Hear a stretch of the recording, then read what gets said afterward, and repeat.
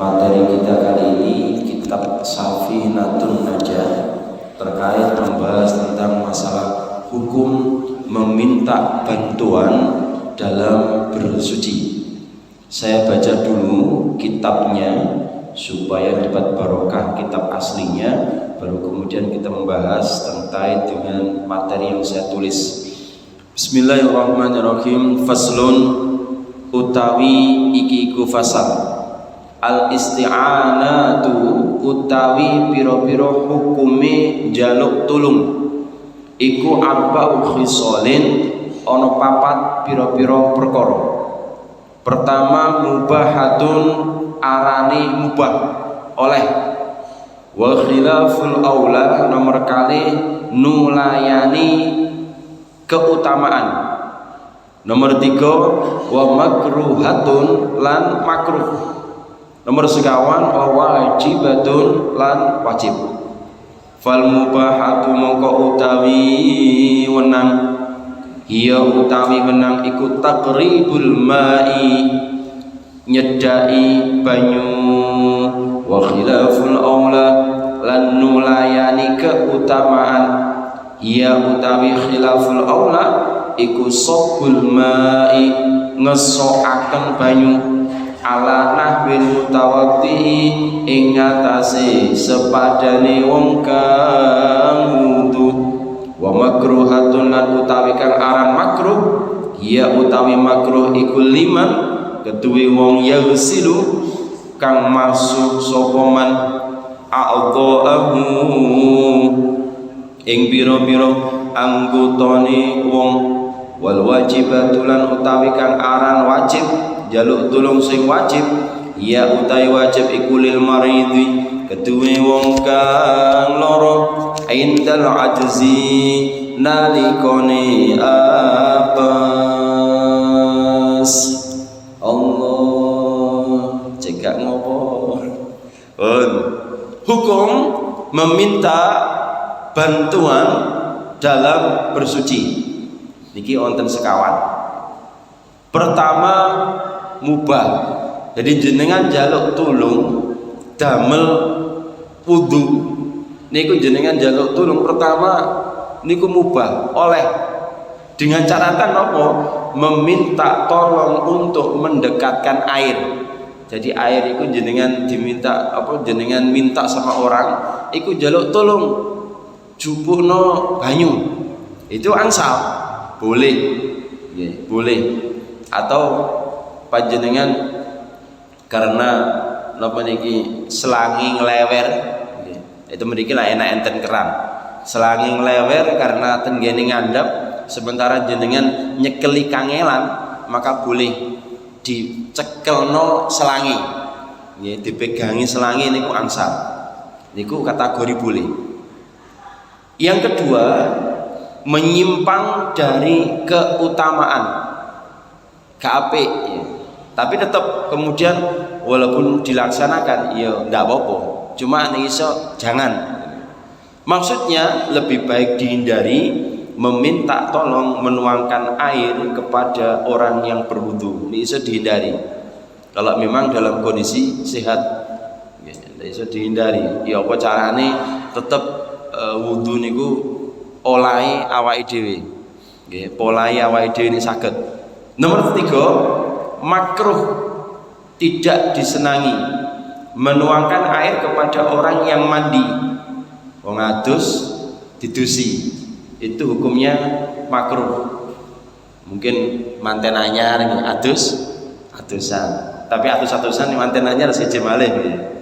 Niki mandi dalam artian mandi yang kategori mandi jinabat. Kalau memang dia mampu, saking ngalemi sampe dudusi. Kecuali kalau anak kecil beda lagi, sehingga iso adus. Meminta menuangkan air bagi orang yang membasuh anggota wudu, sampai basuh anggota wudu ini niku diwudoni. Nah ini makruh. Jadi aku jaluk tolong loh, awake sehat padahal aku wudukno, diwudoni, diwasuh wajahe, tangane, rambute, sikile, jaluk tolong. Nah ini makruh. Ada yang wajib menuangkan air bagi orang yang sakit jika tidak mampu atau ketika lemah. Jadi tidak mampu atau ketika lemah karena memang sakit, itu malah wajib, wajib. Sakit, lumpuh, dan tidak mampu itu wajib. Sak gosok ini boleh karena memang dia tidak mampu. Nah seumpama Ustaz, tiang ini ku mungkin sing jaluk wudoni ini ku tiang sugih.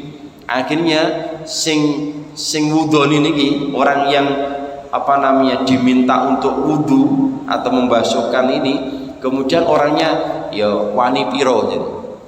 Nek awakmu gelem njaluk tak wudoni wani piro? Aku njaluk opah rek kok mosok kok wudoni kok mung sugih kok meneng ae. Nah semangat terus putih boleh. Nggih, boleh. Orang meminta opah untuk memudukan orang lain itu boleh.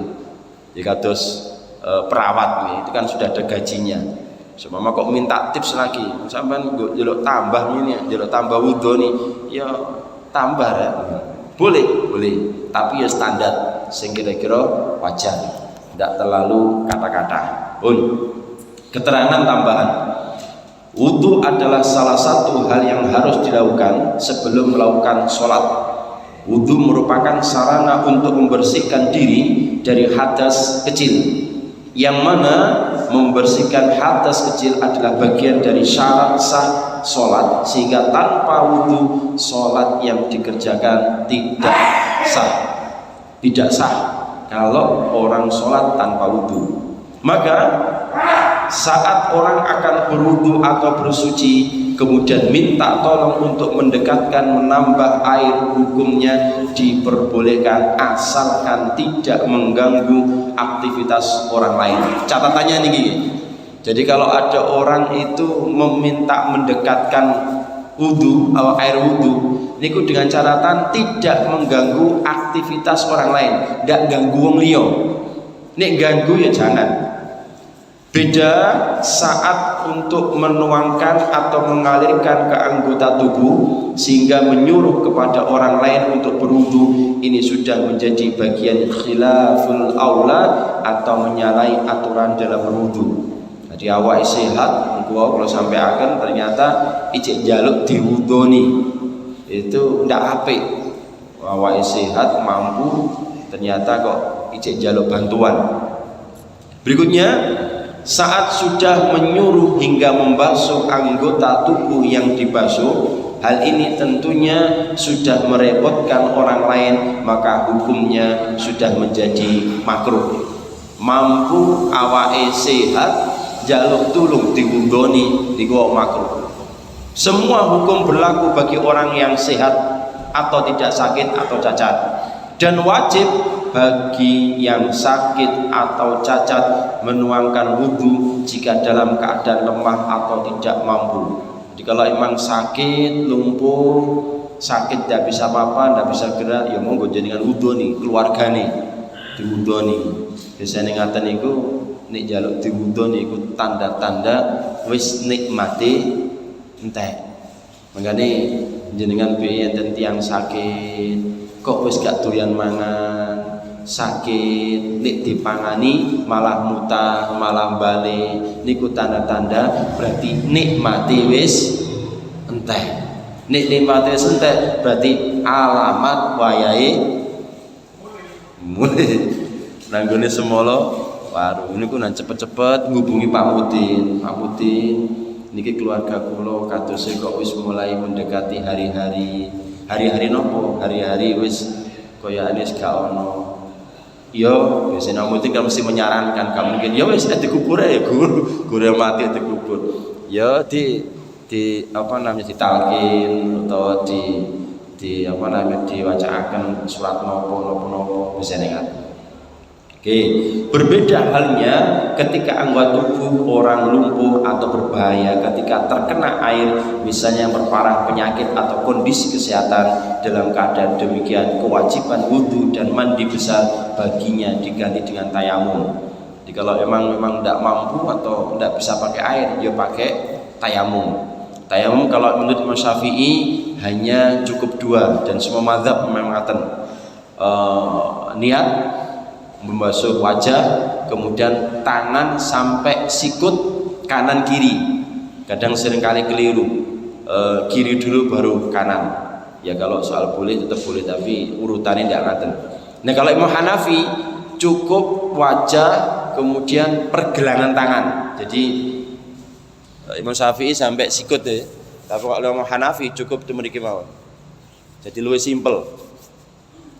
Jenengan ikuti yang mudah ya monggo, jenengan ikuti yang agak memberatkan seperti Imam Syafi'i juga monggo, sama-sama bolehnya.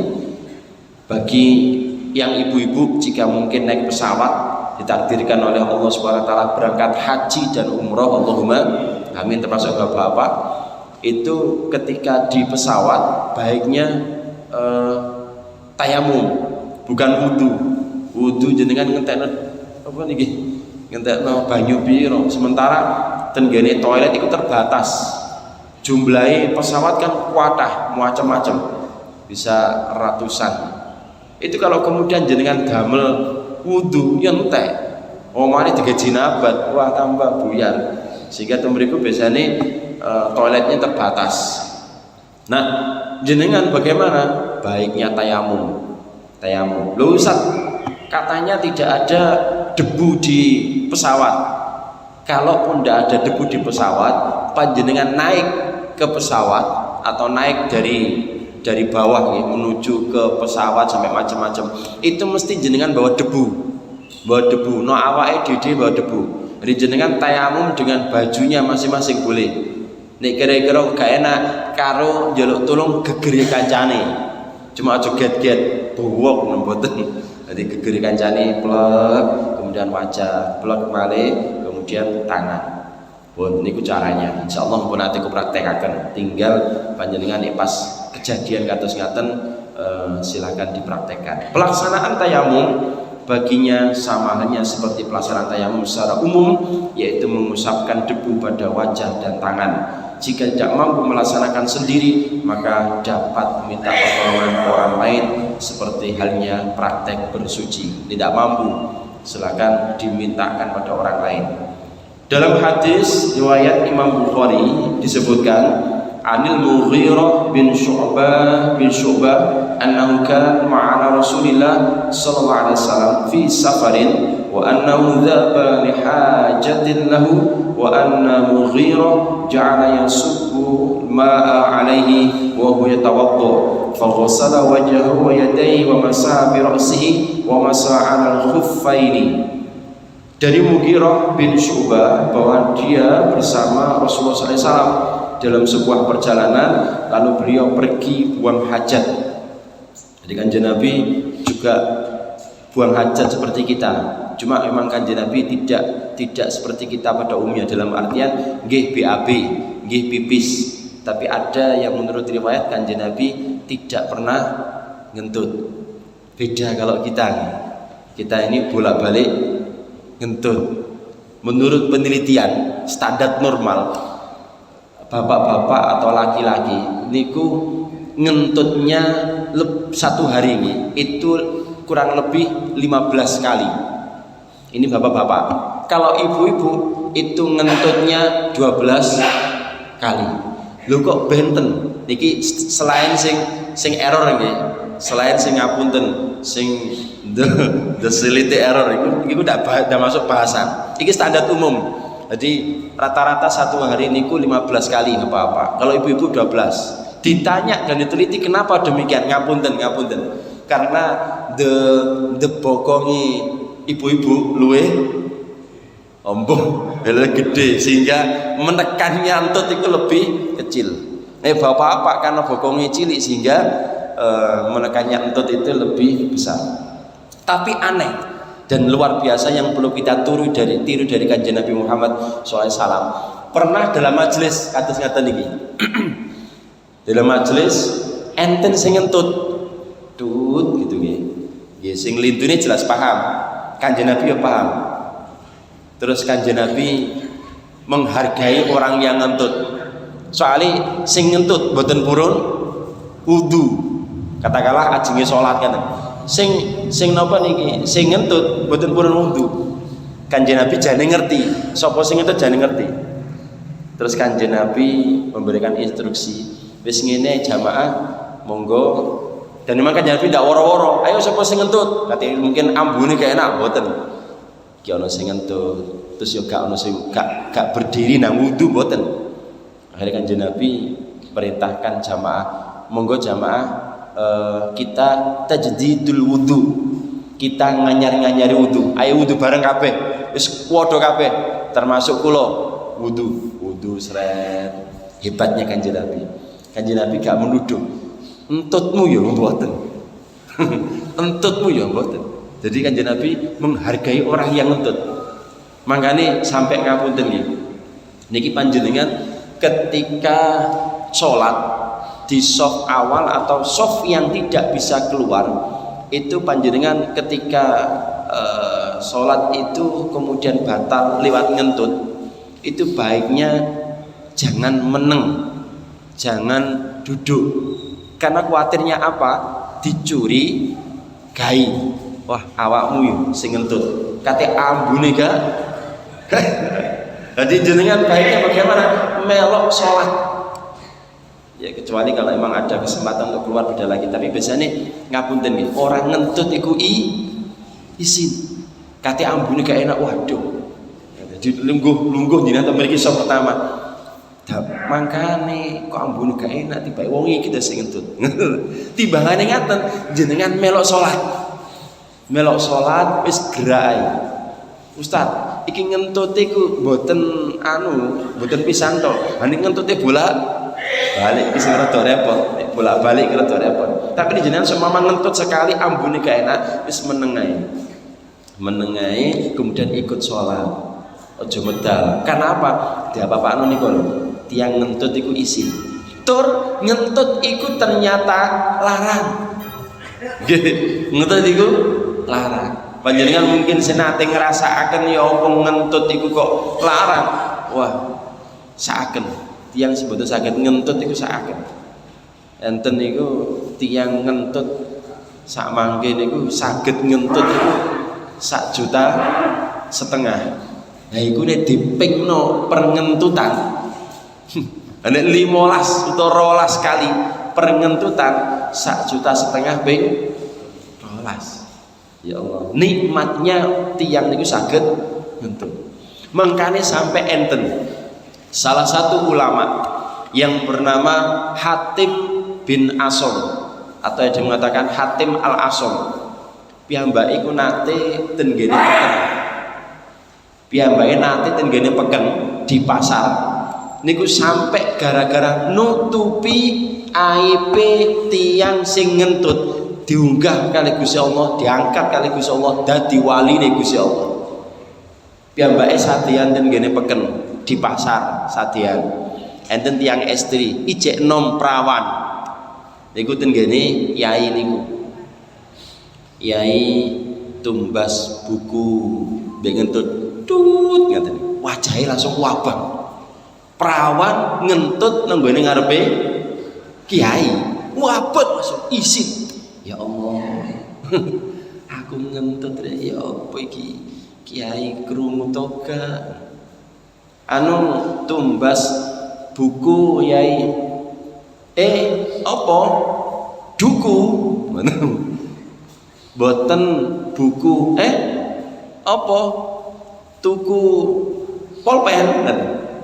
Diulangi maneh. Boten tumbas buku. Penghapus. Masya Allah, langsung seketika niku tiang ini ku bunga hepol. Masya Allah, alhamdulillah kiai ini mboten kepingin sewenang hepol wajah langsung berubah. Bener kiai ini gak krungu, alhamdulillah. Padahal pasar niku sepi, jenenge sepi, entut iku mesti krungu. Kate ambune juga enak ya Allah. Gara-gara nyimpen entut, akhirnya diangkat karo Gusti Allah dados waline Gusti Allah. Terkenal dengan sebutan Hatim al-Asom. Luar biasa.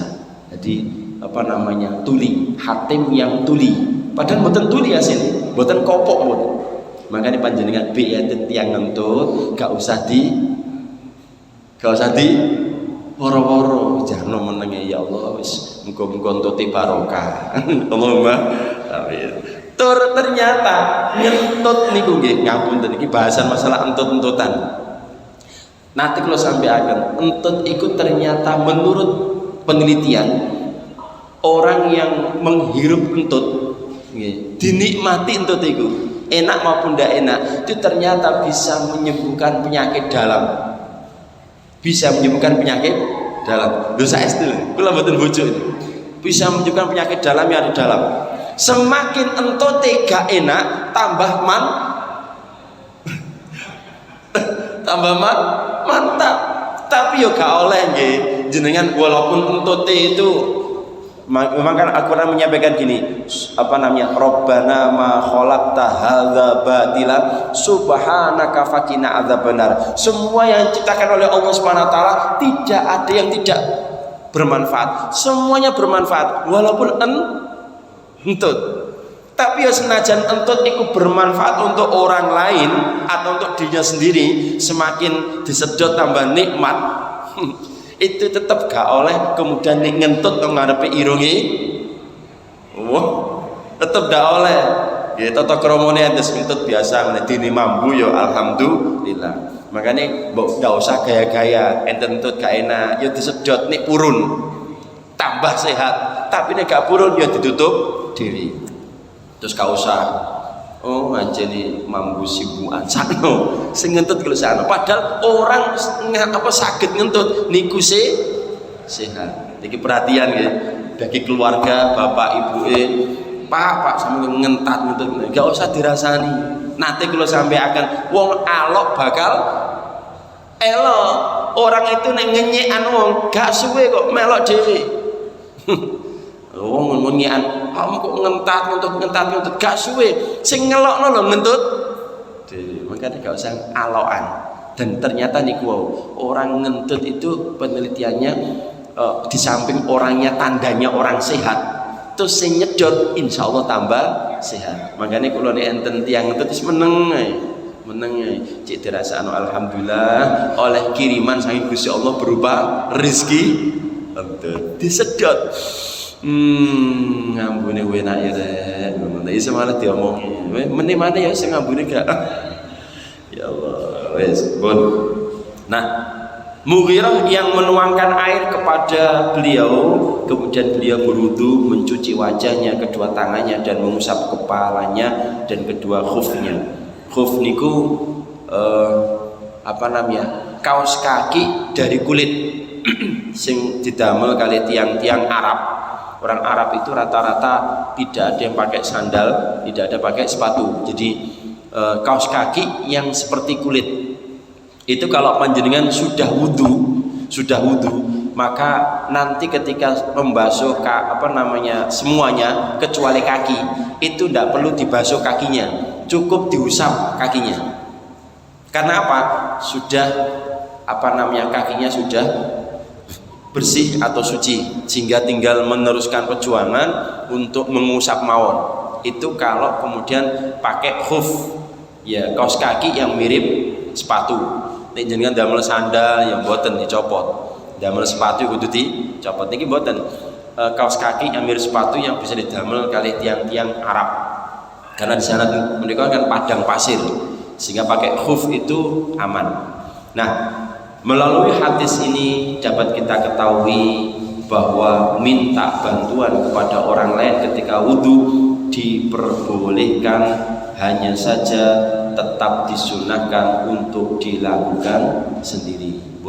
Wallahu a'lam bishawab.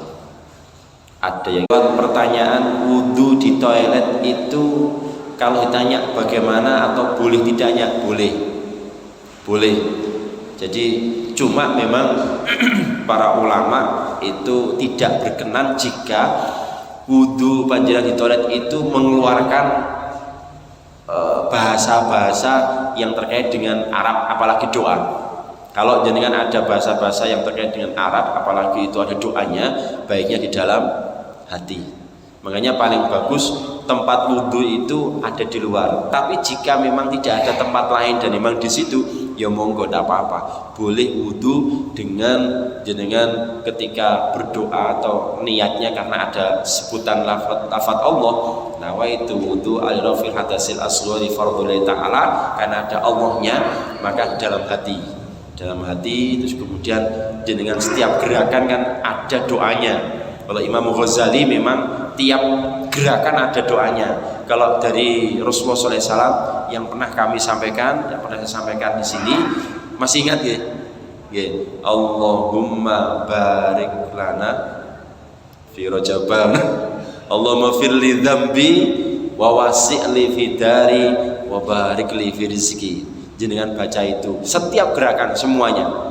Dangel itu. Allahumma firli dzambi wa wasi'li fi dari wa barik li fi rizki. Jenengan kalau baca itu ya di dalam hati sampai nanti doa setelah wudu dalam hati semuanya, karena di situ toilet. Atau jenengan wudu dengan gerakan dan doa, kemudian doanya keluar dari arena toilet, maka itu cara solusi supaya wudu ini bisa bersuara. Ini tenggane toilet, karena tidak baik wudu itu tenggane toilet dalam artian omongane, itu baiknya kalau memang ada doa-doanya dalam hati. Termasuk niki mumpung eling panjenengan mungkin pernah sampaikan ini, tapi untuk mengingatkan, nek jenengan gak ada HP, baiknya tidak usah disuarakan dengan bahasa Al-Quran atau azan. Ngapunten, be lali nggawa HP, terus kemudian HP ini muni waya azan, nok nggone toilet. Allahu akbar, tiba nang ngene toilet, ya sudah digepuki malaikat jenengan. Maneh ngapunten, kadang Allah barik guru mari, atau mohon maaf kadang ada dipakai Al-Quran, baiknya jangan. Kuatirin apa? Kuatirin nanti bacaan Al-Quran tidak selesai. Contoh, kan ada enten apa nih suara tunes yang pakai bahasa pakai ayat kursi. Allahu la ilaha illa huwal hayyul qayyum, seterusnya Aliyul Azim. Ternyata sampai Allahu la ilaha tiba jenengan trimo gak selesai, maka baiknya tidak usah pakai itu, cukup pakai ya lagu-lagu yang lain lah, atau mungkin pakai suara ding atau apa aja supaya nanti aman. Bahkan memang paling bagus memang tidak bersuara. Itu ada, kalau guru saya itu malah nerimo HP itu tidak bersuara sama sekali, baik bunyi panggilan atau SMS atau WA itu tidak ada suaranya supaya tidak mengganggu. Itu seperti itu. Itu terkait dengan wudu di toilet. Pinter semuanya, tinggal prakteknya.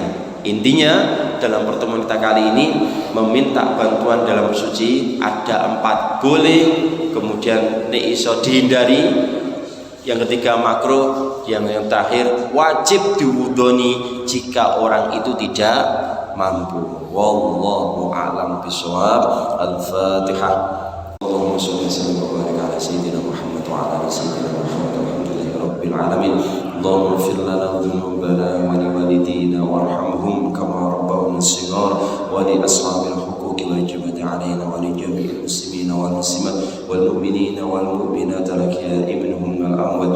Ya Fattahu ya Alim, ya Fattahu ya Alim, ya Fattahu ya Alim, iftah qulubana wa quluba awladina bi futuhil arifin. Rabbana atina fid dunya hasanah wa fil akhirati hasanah wa qina adzabannar, wa qina adzabannar, wa qina adzabannar. Sallallahu ala sayyidina Muhammad wa ala alihi washabbihi wa baraka wa sallam. Walhamdulillahi rabbil alamin. Kafaratul majlis. Subhanakallahumma wa bihamdika asyhadu an la ilaha illa anta astaghfiruka wa atubu ilaik. Assalamualaikum warahmatullahi wabarakatuh.